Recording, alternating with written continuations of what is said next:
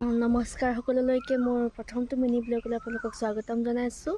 নাজানো যদি কিবা ভুল ভ্ৰান্তি হয় পাৰিছোঁ নে নাই জনাব। আৰু আজি চাওক আমাৰ ঘৰৰ ভাত কেৰেলা আচলতে চাওকচোন বাৰু ইমান ধুনীয়াকৈ লাগিছে। আচলতে এয়া আমাৰ মা আৰু মোৰ খেতি দেই, ক'ব গ'লে দেখিছেনে। এয়া চাওক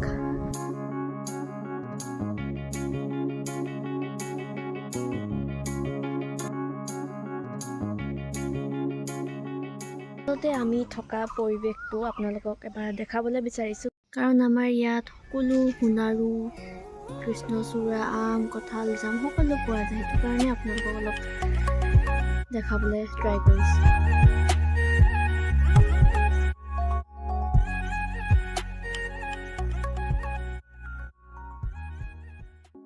কি আৰু ভিডিঅ'টো কেনেকুৱা পালে জনাব, লাইক কমেণ্ট শ্বেয়াৰ কৰি দিব, যাতে আগুৱাই যাব পাৰোঁ। আশীৰ্বাদ কৰিব।